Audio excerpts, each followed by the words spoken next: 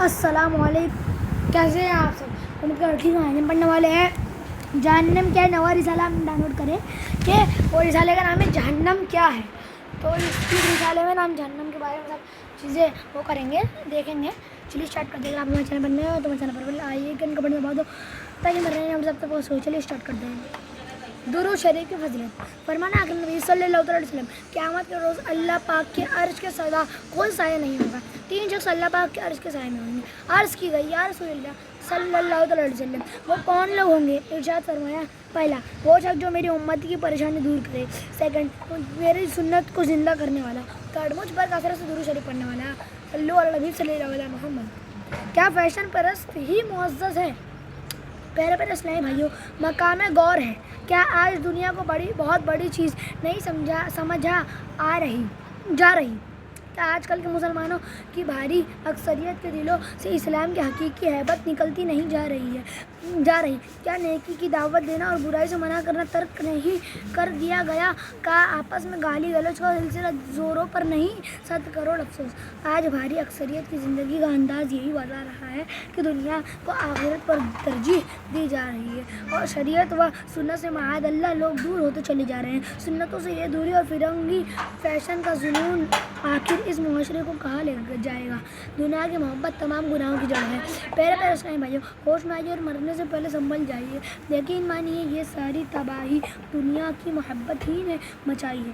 حب دنیا کے سبب آج لوگ سنتوں سے دور جا پڑے ہیں۔ سرکار مدینہ صلی اللہ علیہ وسلم فرماتے ہیں، حب الدنیا رأس کل خطیئہ، یعنی دنیا کی محبت تمام گناہوں کی جڑ ہے۔ 100 کروڑ افسوس، جنت کی لاجوال نعمتوں کے حصول کے لیے معمولی سی گھریلو آسائشیں چھوڑ کر فقط چند دن کے لیے بھی سنتیں سکھانے کی خاطر راہ خدا میں سفر کے لیے آج ہم تیار نہیں ہوتے، جبکہ فانی دنیا کی عارضی دولت کمانے کے لیے اپنے گھر والوں سے برس کے لیے ہزاروں میل دور جانے کے لیے فوراً تیار ہو جاتے ہیں۔ کیا مسلمانوں کی دینی اعتبار سے بربادی اور غیروں کا ان پر حاوی ہونا، مسجدوں کی ویرانی، سینما گھروں اور عیش و نشاط کے اڈوں کی آبادی، فرنگی تہذیب کی یلغار، مغربی فیشن کی بھرمار، فلمیں ڈرامے دیکھنے کے لیے گھر گھر T V, cable system, internet اور VCR، ہر طرف گناہوں کا گھر بازار اور مسلمانوں کی بھاری اکثریت کا بگڑا ہوا کردار، یہ سب کچھ ہمیں پکار کر دعوت فکر نہیں دے رہا کہ ہمیں اور ساری دنیا کے لوگوں کی اصلاح کی کوشش کے لیے مدنی قافلوں کا ضرور مسافر بننا چاہیے۔ آج ہمیں زندگی میں یہ یک مشت 12 ماہ، ہر 12 ماہ میں 1 ماہ اور عمر بھر ہر ماہ 3 دن کے لیے دعوت اسلامی کے مدنی قافلوں میں عاشقان رسول کے ساتھ سنتوں پر سفر کرنا بے حد مشکل محسوس ہوتا ہے۔ سوچیے تو صحیح، اگر ہم میں سے ہر ایک اپنی مجبوریوں میں پھنس کر رہ گیا تو آخر کون ان مدنی قافلوں میں سفر کرے گا؟ کون ساری دنیا کے لوگوں تک نیکی کی دعوت پہنچائے گا؟ تاجدار مدینہ صلی اللہ علیہ وسلم کی پیاری پیاری امت کی خیر خواہی کون کرے گا؟ کون اغیار کی قطع پر اترانے والے نادان مسلمانوں کو سنتوں کے سانچے میں ڈھلنے کا ذہن دے گا؟ کون انہیں یہ مدنی مقصد اپنانے کی ترغیب دے گا کہ مجھے اپنی اور ساری دنیا کے لوگوں کی اصلاح کی کوشش کرنی ہے؟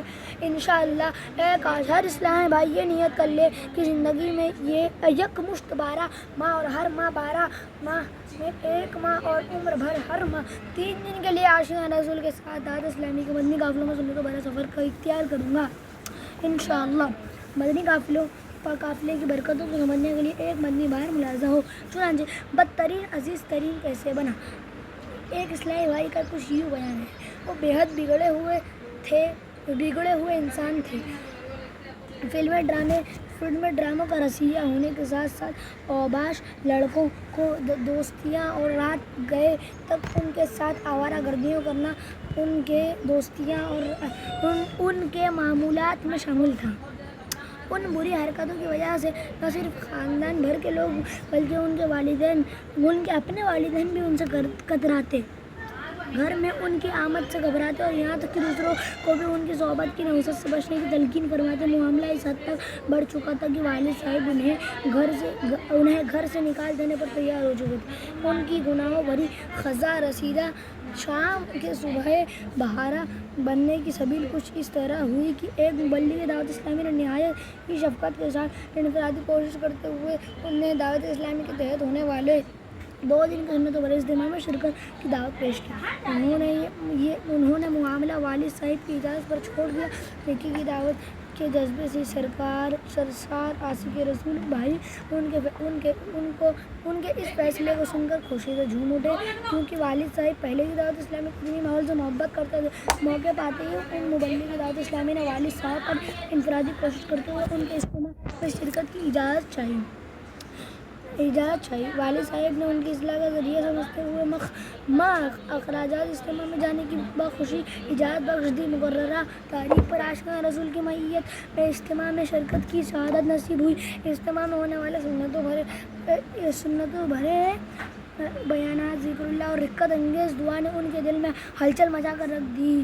مدنی قافلے میں سفر کی دعوت ملنے پر وہ ہاتھ عاشقان رسول کے ہمراہ دعوت اسلامی کے مدنی قافلوں کے مسافر بن گئے. الحمدللہ مدنی قافلے میں عاشقان رسول کی صحبتوں اور شفقتوں نے ان کے دل میں مدنی انقلاب برپا کر دیا. گناہ سے توبہ کا تحفہ اور سنتوں پر مدنی لباس کا جذبہ ملا. والدین کی حق تلفیاں کی معافی مانگنے کا ذہن بنا. چہرے پر سنت مصطفیٰ صلی اللہ علیہ وسلم یعنی داڑھی شریف اور سر پر امامہ شریف کا تاج سجانے کی نیت بنی. مدنی قافلے سے واپسی پر گھر میں داخل ہوتے ہی والد صاحب کے قدموں میں گر گئے اور ان سے رو کر معافی طلب کی. اس طرح وہ سنتوں کے مدنی پھول لٹانے میں مشغول ہوئے کر معافی طلب کی. اس طرح وہ سنتوں کے مدنی پھول اڑانے میں مشغول ہوئے. کل تک جو عزیز و اقارب انہیں دیکھ کر کتراتے تھے, الحمدللہ اب وہ گلے لگاتے ہیں.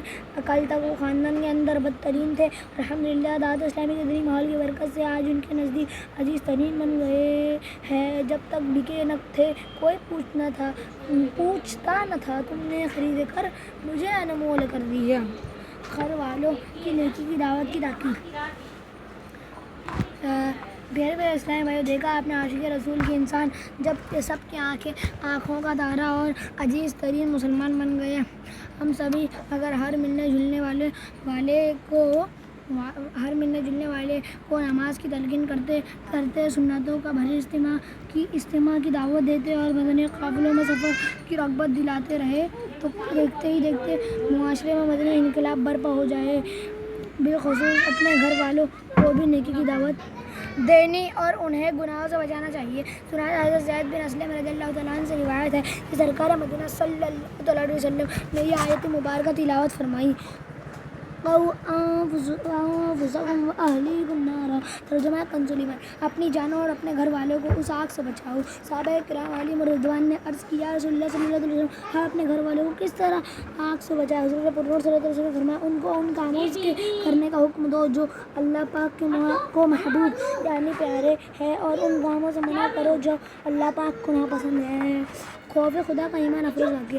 پیارے اسلام بھائی, بیان کردہ حدیث پاک میں ہمارے پیارے آقا صلی اللہ علیہ وسلم نے پارہ 28 سورۃ التحریم کی آیت نمبر 6 کا جو حصہ تلاوت فرمایا اس کی تفسیر سے قبل ایک ایمان افروز حکایت سماعت فرمائی ہے. چنانچہ دعوت اسلامی کے مکتوب مدینہ کی 1012 صفحات پر مشتمل کتاب جہنم میں لے جانے والا اعمال جلد 2 صفحہ 881 پر حضرت ابن عباس رضی اللہ تعالیٰ عنہما فرماتے ہیں کہ جب اللہ پاک نے مٹا کر مکی مدنی مصطفیٰ صلی اللہ علیہ وسلم پر یہ آیت مبارکہ نازل فرمائی, یا ایھا الذین آمنوا قوا انفسکم واہلیکم نارا وقودھا الناس والحجارہ. ترجمہ کنز ایمان, اے ایمان والو, اپنی جانوں اور اپنے گھر والوں کو اس آگ سے بچاؤ جس کے ایندھن آدمی اور پتھر ہے۔ تو شہنشاہ مدینہ صلی اللہ علیہ وسلم نے اسے اپنے صحابہ کرام علیہم رضوان کے سامنے تلاوت فرمایا تو ایک نوجوان گش کھا کر گر گیا۔ آپ صلی اللہ علیہ وسلم نے اس کے دل پر اپنا دست مبارک رکھا تو وہ حرکت کر رہا تھا۔ آپ صلی اللہ علیہ وسلم نے ارشاد فرمایا، اے نوجوان، لا الہ الا اللہ کہو۔ اس نے کہا تو آپ صلی اللہ علیہ وسلم نے اسے جنت کی بشارت یعنی خوشخبری دی۔ صحابہ کرام علیہم رضوان نے عرض کیا، رسول اللہ صلی اللہ علیہ وسلم، کیا ہمارے درمیان میں سے یعنی ہم میں سے کسی اور کی یہ حالت ہو جائے تو؟ آپ صلی اللہ علیہ وسلم نے ارشاد فرمایا، کیا تم نے اللہ پاک کا یہ فرمان نہیں سنا؟ ذالک لمن خاف مقامی وخاف وعید۔ ترجمہ کنز البن، یہ اس کے لیے ہے جو میرے حضور کھڑے ہونے سے ڈرے اور میں نے جو عذاب کا حکم سنایا ہے اس سے خوف کرے، عذاب سے کس طرح بچائے۔ پھر علامہ مولانا سید محمد نعیم الدین مراد آبادی رحمۃ اللہ علیہ خزانہ العرفان میں اس آیت مبارکہ یا ایھا الذین آمنوا قوا انفسکم واہلیکم نارا بتا فرماتے ہیں اللہ پاک اور اس کے رسول صلی اللہ علیہ وسلم کی فرما برداری اختیار کر کے عبادتیں بجا لا کر گناہوں سے باز رہ کر اور گھر والوں کو نیکی کی ہدایت اور بدی سے ممانعت کر کے اور انہیں علم و ادب سکھا کر، اے ایمان والو، اپنی جانوں اور اپنے گھر والوں کو اس آگ سے بچاؤ، اہل خانہ کو نیکی کی باتیں بتاؤ۔ حضرت مولانا کائنات علی مرتضیٰ شیخ رضی اللہ عنہ بیان کردہ آیت کریمہ کے تحت فرماتے ہیں